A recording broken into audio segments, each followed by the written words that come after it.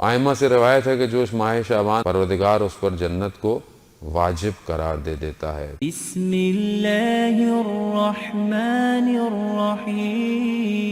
کس طرح خدا سے رابطہ کرنا ہے یہ چوتھے امام سجاد علیہ السلام نے، ہر امام نے اپنے دور میں اپنے دور کی مشکلات سختیوں کو مد نظر رکھتے ہوئے انسانیت کی تربیت کی ہے اور اس کے اقدامات۔ ہر امام کا دور مختلف ہے، سختیاں الگ ہیں، مشکلات ہیں، بشریت کے تقاضے بھی ہر دور میں الگ الگ تھے۔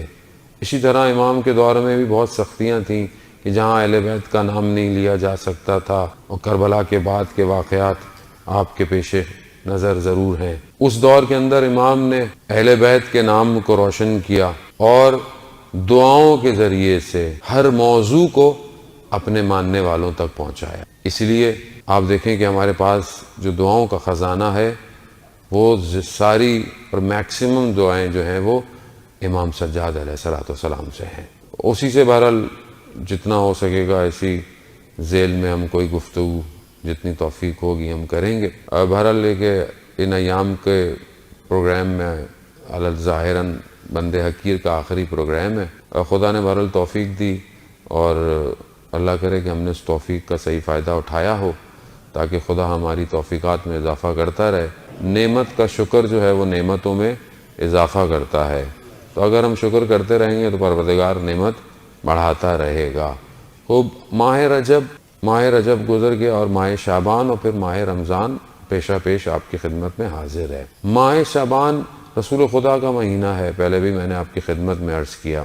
رسول خدا ارشاد فرماتے ہیں کہ اگر کوئی شخص مجھ سے قریب ہونا چاہتا ہے تو اس ماہ شعبان میں روزے رکھے خدا کے قرب کے لیے، یعنی گویا خدا کے قریب تو ہوگا، رسول خدا کہتے ہیں کہ میرے بھی وہ قریب ہو جائے گا۔ ائمہ سے روایت ہے کہ جو اس ماہ شعبان میں روزے رکھے گا پروردگار اس پر جنت کو واجب قرار دے دیتا ہے۔ تو بہرحال یہ غنیمت سانے، بہرحال جو آپ سے جتنی توفیق ہو سکے، چھٹی کے دن، ایام کے دن جو آپ سے توفیق ہو، کوشش کریں بہرحال ماہ شعبان کے روزے رکھیں، کیونکہ حدیث میں بھی ہے کہ منادی آتا ہے اور پوچھتا ہے کہ کون ہے جو اس ماہ میں اللہ کا قرب حاصل کرنا چاہتا ہے، جو روزے رکھتا ہے اسی کو اللہ کا قرب حاصل ہو جاتا ہے۔ ماہ رمضان کے تو روزے دیکھیں واجب ہے، آپ نہیں بھی چاہیں تو بھی آپ نے رکھنا ہی ہے۔ اب وہ نہیں رکھیں گے تو کیا ہے، سزا بھی ملنی ہے، ظاہر ہے واجب چھوڑیں گے تو اس کے لیے عطاف ہے،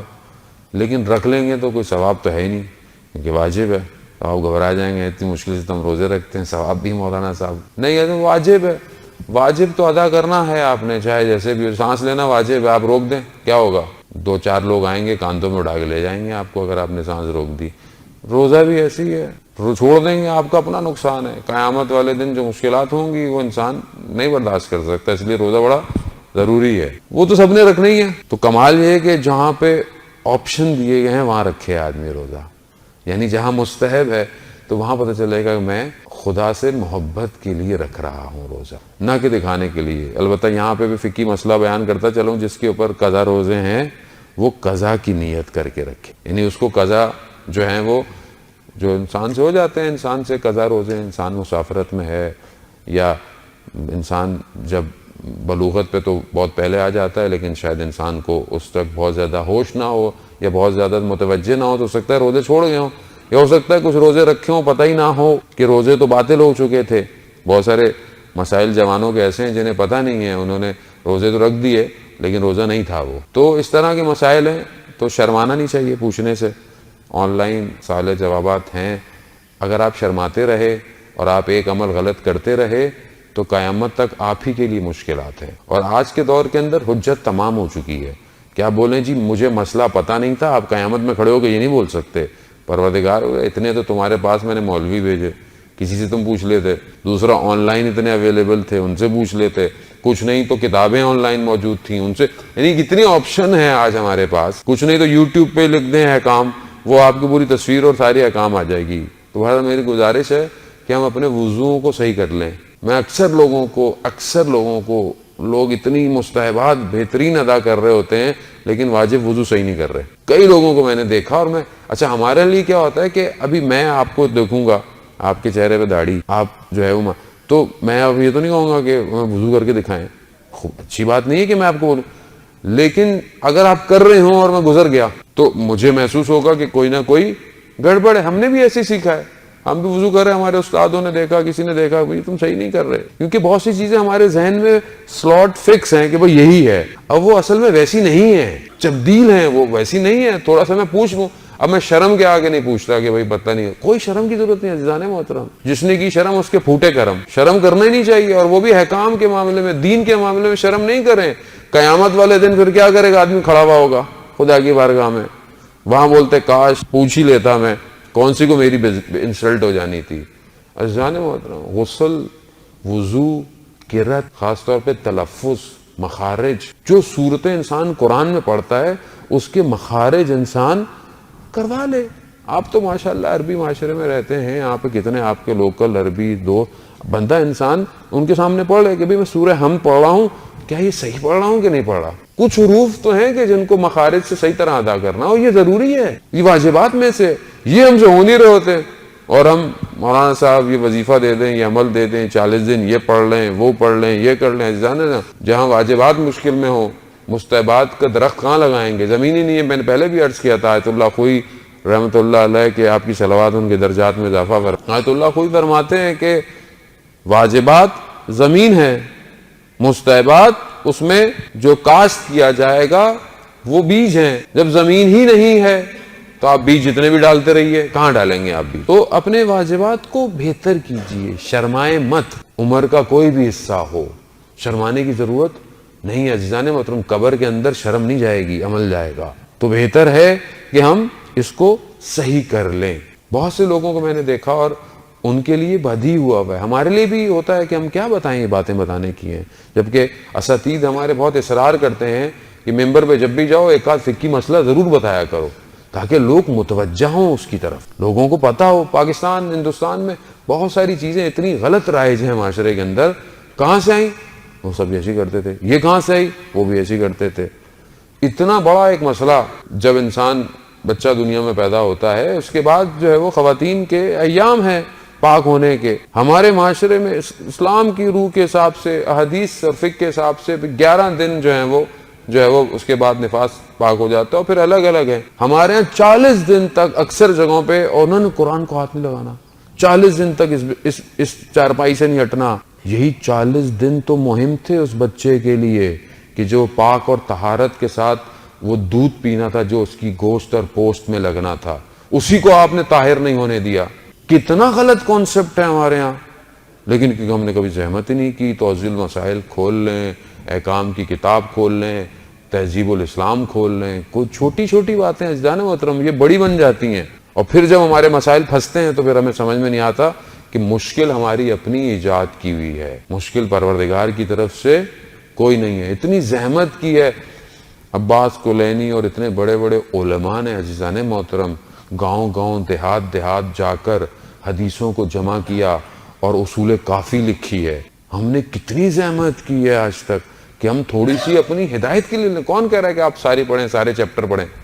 ہمارے استاد آغا شعبان دادشی کہتے ہیں کہ 110 بہار الانوار کی جلدیں ہیں. تو وہ کہنے لگے تم 110 سال تم بغیر رپیٹ کیے مجلس میں پڑھ سکتے ہو اگر پڑھنا چاہو تو، لیکن کہتے زحمت تو کرو، کھولو تو صحیح کتابیں.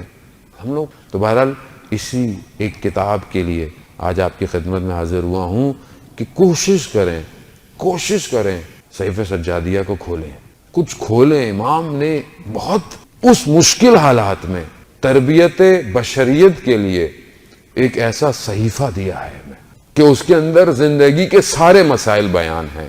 ہینری کیربن جو فرینچ کرسچن تھا، وہ آیا آیت اللہ مراشی کی خدمت میں اور کہنے لگا کہ تو انہوں نے کہا کہ تم متوجہ کیسے ہوئے اسلام کے عرفان کی طرف اور خدا سے رابطے کے لیے؟ تو کہتا ہے میں نے صحیفہ سجادیہ کو جب دیکھا تو مجھے سمجھ میں آیا کہ خدا سے گفتگو کرنے کا طریقہ کیا ہے. وہ کرسچن کو سمجھ میں آ گیا، وہ ہماری سمجھ میں نہیں آ رہا آج تک. علماء بیان کرتے ہیں مفاتیح الجناح تو سب کے پاس ہی ہوتی ہے نا، نہیں ہوتا اپلیکیشن تو سب کے پاس ہے. 15 دعائیں ہیں اس کے اندر مناجات. امام سجاد علیہ السلام کی 15 مناجات تائبین، مناجات شاکرین، اس کی دعا اس کی دعا.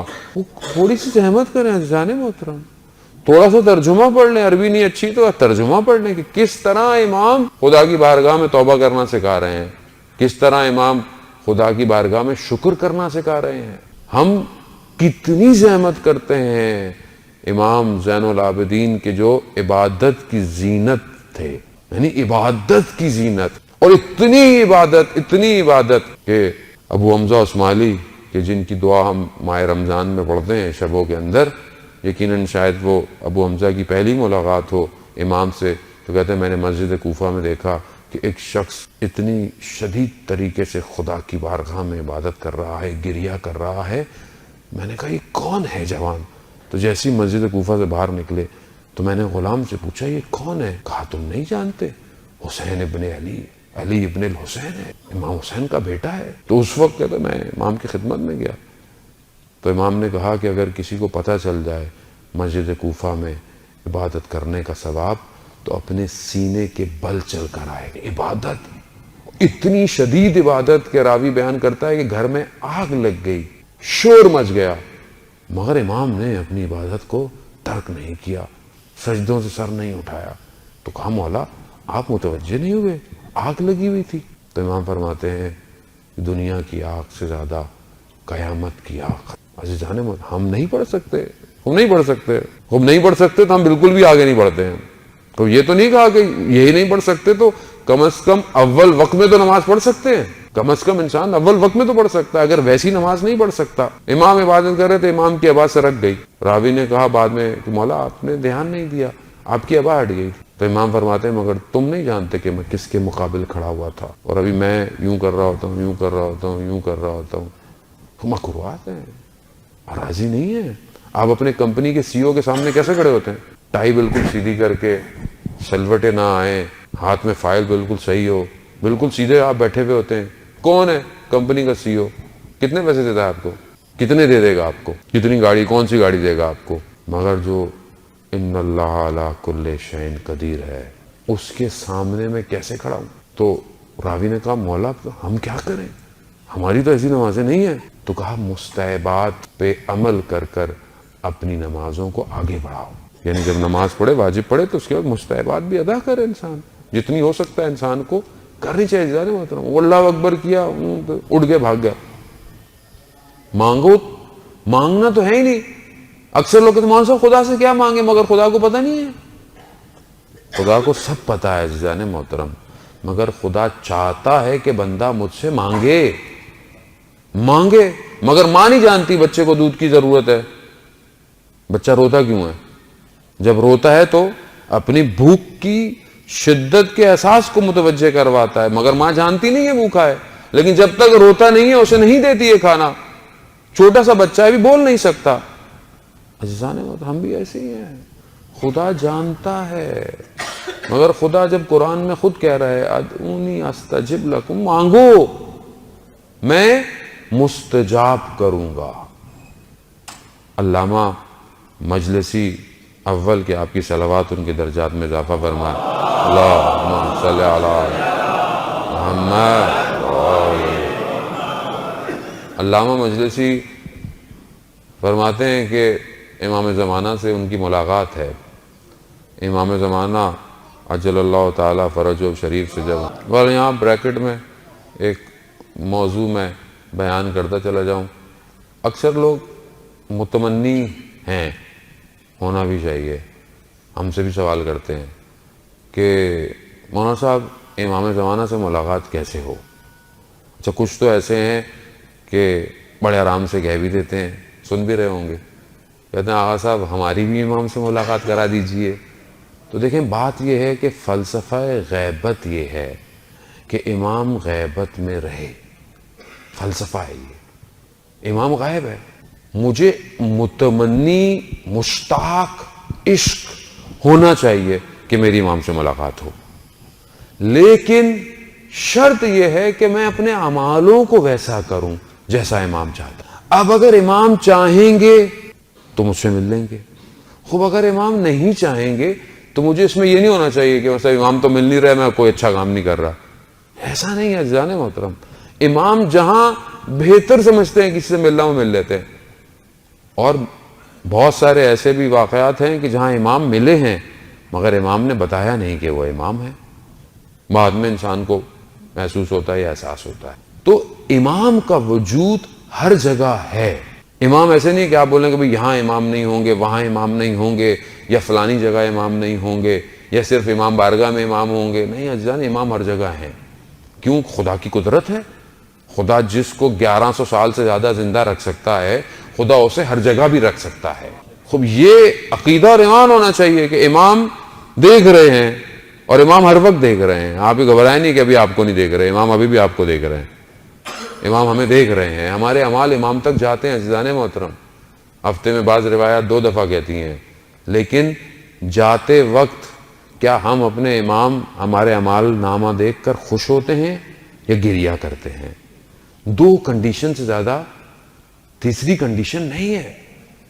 اب میں کوئی بھی عمل کروں یہ دیکھوں کہ میرا مولا میرے اس عمل سے راضی ہے یا نہیں ہے. تو اگر تو میں امام کی خوشنودی کے لیے کام کر رہا ہوں تو خوش بحال، اور اگر خدا نہ خواستہ عزیزان محترم میں اپنے امام کو ناراض کر رہا ہوں تو میں کیسا مومن ہوں جو اپنے مولا کو تکلیف دے رہا ہوں. خوب جوانوں کے لیے بہرحال یہ واقعہ میں پہلے بھی عرض خدمت چکا ہوں، لیکن آپ کی حسن سماعت کی نظر کہ ایک غالب دین نے اس کو بیان کیا، مختلف طریقے سے بیان کیا. انہوں نے دیکھا کہ سفر کر رہے تھے مشہد مقدس کی طرف، تو دیکھا ایک لڑکا برابر میں سوار ہے. ظاہراً حلیے سے بڑا ماڈرن لگ رہا تھا، پینٹ جو لباس اس نے پہنا ہوا تھا. تو لیکن جیسے ایک جگہ پر گاڑی رکی، کچھ ہوا تو نماز کا وقت آیا.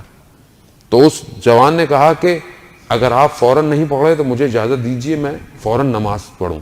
تو بعد میں انہوں نے اس سے پوچھا کہ ظاہراً تو تمہارا حلیہ ایسا نہیں لگتا کہ مطلب لباس تم نے بالکل بڑا ماڈرن سا پہنا ہوا ہے، اور لیکن تم نماز کے لیے اتنے تشنا، اتنے فوراً اول ٹائم پہ، ماجرا کیا ہے؟ تو اس نے بیان کیا کہ میں اپنی گریجویشن کے لیے پیرس گیا، میں وہاں پڑھتا تھا، لیکن شہر مہنگا تھا رہائش کے لیے. تو میں تھوڑے سے فاصلے پر 2 گھنٹے کی ڈرائیو پہ ایک ٹاؤن میں نے رینٹ پہ گھر لیا ہوا تھا. 2 سال ہونے کو آئے تھے. میرا آخری ایگزام تھا اور اس دن میرا ایگزام 8 بجے تھا. فاصلہ جو تھا وہ کچھ گھنٹے کا تھا، لیکن صبح ایک ہی بس جاتی تھی ہمارے ٹاؤن سے، تو میں اس پہ سوار ہو گیا. 6 بجے بس آئی، میں سوار ہوا، کچھ سفر چلا، بس خراب ہو گئی. اب جب بس کے ڈرائیور نے دیکھا، کافی دیر کوشش کی کرنے کی، کچھ نہیں ہوا، تو میں ہائی وے پہ چلا گیا. کچھ اور بھی لوگ تھے کہ شاید کوئی سواری مل جائے جو شہر تک لے جائے، لیکن دور دور تک کوئی سواری نہیں تھی. اب جب ڈرائیور نے بولا کہ اب کچھ نہیں ہو سکتا، میکینک کو لانا پڑے گا، تو وہاں پر میں ایک کونے پر بیٹھ گیا اور اپنے سر کو اپنے گھٹنوں میں رکھ کر، کیونکہ میں جب وہ کہتا ہے میں جب آیا تھا یہاں تو اس سے پہلے اپنے شہر میں نماز پابندی سے پڑھتا تھا، اور کچھ اپنی سستی کی وجہ سے نماز میری ضعیف ہو گئی تھی، ترک کر دیتا تھا کبھی کبھی. اس وقت مجھے شدید احساس ہوا. اس وقت میں نے اپنے وقت کے امام سے توسل کیا، میں آپ سے عہد کرتا ہوں مجھے کسی طریقے سے وہاں تک میرے کمرہ امتحان تک پہنچا دیجئے، میں آج کے بعد نماز اول وقت. کہتا ہے یہ جیسے ہی میں نے کہا تو دیکھا تھوڑی دیر میں کوئی شخص آیا اور اس نے ڈرائیور سے کہا کہ تم جاؤ سٹارٹ کرو. اس نے کہا کچھ نہیں ہو. کہہ رہے نہیں تم جاؤ سٹارٹ کرو. کہتا اس نے پتہ نہیں کچھ ہاتھ لگایا، اس نے سٹارٹ کیا، بس سٹارٹ ہو گئی. کہتا سب سے پہلے بس میں کودنے والا شخص میں تھا، لیکن جیسے ہی میں دروازے سے اندر ہوا تو وہ شخص دروازے کی طرف سے گھوم کر گزرتا ہوا، اس نے مجھے صرف اتنا کہا دیکھو جو عہد کیا ہے. کہتا ہے کہ جب میں نے یہ سنا تو میرا بدن خشک ہو گیا. میں نے کہا کہ یہ میری بات اس شخص کو کیسے پتہ چلی؟ کہتا ہے جب تک میں یہ سمجھتا کہ یہ وقت کا امام ہے یا امام کی طرف سے آیا ہوا کوئی شخص ہے، میں جیسے ہی نیچے اترا دیکھا وہ شخص. عزیزان محترم، امام کسی جگہ کے محتاج نہیں ہے. آپ دنیا کے کسی حصے میں بھی ہوں، کسی حصے میں ہوں، گاؤں میں ہوں، دیہات میں ہوں، شہر میں ہوں، کہیں پہ بھی ہوں، اب یہ میرے پر ڈیپینڈ کرتا ہے کہ میں کتنا امام سے رابطہ کرتا ہوں. تو علامہ مجلسی اول فرماتے ہیں کہ میری امام زمانہ سے ملاقات ہوئی تو میں نے امام سے کہا کہ مولا مجھے خدا سے مانگنے کا طریقہ بتا دی. تو امام زمانہ نے مجھے صحیفے سجادیہ کی طرف متوجہ کیا کہ یہ وہ دعائیں ہیں کہ جن کے ذریعے سے تم اپنے پروردگار. عزیزان وہ دعائیں میری زندگی میں کہاں ہیں؟ میں آپ سے کیوں اپنے آپ سے کہہ رہا ہوں. 200 سے زیادہ دعائیں ہیں امام کی جو جمع کی گئی ہیں. صحیفے سجادیہ میں 50 سمتنگ ہے. 50 سے زیادہ صحیفے سجادیہ کی شرح لکھی جا چکی ہے. میں نے آج تک کتنی پڑھی؟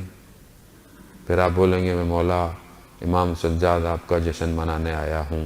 پھر اب آپ ناراض ہوں گے کہ مولانا صاحب خوش کے بجائے رلانے کے چکر میں رہتے ہیں ہر وقت.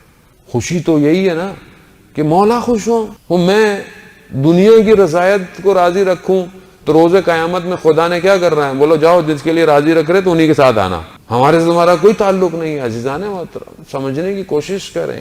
معاملہ بہت نازک ہے. اتنی زحمت کی امام نے کربلا کے بعد 33-34 چند سال جو امام بعد میں زندہ رہے, کن حالات میں. وہ شخص کے جس نے اپنے سامنے 18 یوسف کو قربان ہوتے دیکھا. کتنی سخت زندگی تھی. کنیز کہتی ہے کہ میں نے کبھی بھی امام کو بستر پہ سوتے ہوئے نہیں پائے. ہمیشہ نیچے فرش پہ سوتے تھے. کھانا دو تو امام گریا کرتے تھے, پانی دو تو امام گریا کرتے. اس مشکل وقت اور سختی کے عالم میں امام نے یہ دعائیں تعلیم کہ جہاں اہل بیت کا نام ختم کرنے کے لیے دشمن تولا ہوا تھا, وہ امام نے ہر دعا کو محمد و آل محمد پر صلوات سے شروع. عزیزان بہرحال کچھ زحمت کریں. ماہ شعبان بھی ہے, ماہ شعبان میں مناجات شعبانیہ بھی ہے. تھوڑا سا پڑھیں, ایک آدھ جملہ آپ کی خدمت میں. مناجات شعبانیہ میں انسان پہلے دعا کے حصے میں اپنے آپ کو توڑ کر, اپنے آپ کو شکستہ حالت میں خدا کی بارگاہ میں پیش کر رہا ہے. پہلی جگہ میں یہی کہتا ہے شروع میں کہ پروردگار اگر تو نے مجھے رزق نہیں دیا تو مجھے کون رزق دے گا, اور پروردگار اگر تو نے مجھے رسوا کر دیا تو کوئی نہیں جو مجھے عزت دے سکے گا. یہ معرفت ہے عزیزان محترم. خدا ائمہ نے اپنی پوری زندگی گزاری اس لیے کہ ہم خدا کو پہچانیں. خدا کہاں ہے ہماری زندگی میں؟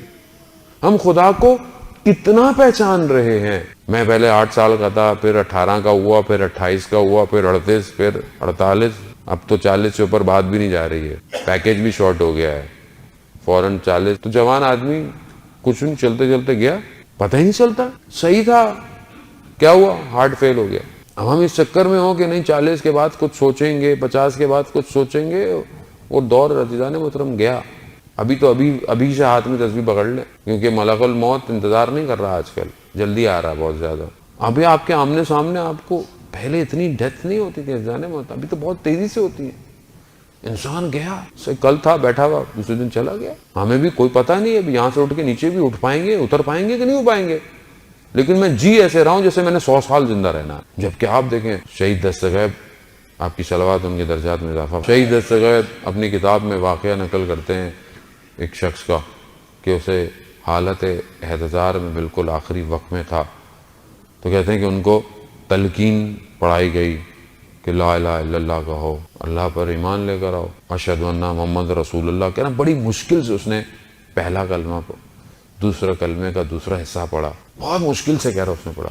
جب تیسرا ہم نے کہا کہ علی ولی اللہ پڑھو تو اس نے اشارہ کر دیا نہیں پڑھا جائے. ایسے میں اس کی عجیب سی حالت ہوئی اور وہ بے ہوش ہو گیا. جبکہ آخری وقت تھا, اس کو ہاسپٹل لے گیا. کہتے ہیں کچھ عرصے اس کو خیوش آیا تو وہ کہتے ہیں دوبارہ ان کی خدمت میں گیا تو انہوں نے کہا تھا اس وقت جب ہم تمہیں تلقین پڑھا رہے تھے تو تم نے تلقین کے شروع کے 2 بولے, تیسرا کیوں نہیں بولا؟ کہتا ہے میں نے دیکھا جب آپ مجھے تلقین پڑھا رہے تھے تو ایک بہت بڑا دیو ہے, اس کے ہاتھ میں زنجیریں ہیں اور اس کے یہ تینوں حلقے ہیں. لا الہ الا اللہ جب آپ نے کہا پڑھو تو مجھے بہت سخت ہوئی کیونکہ وہ زنجیر اپنی طرف کھینچ رہا تھا.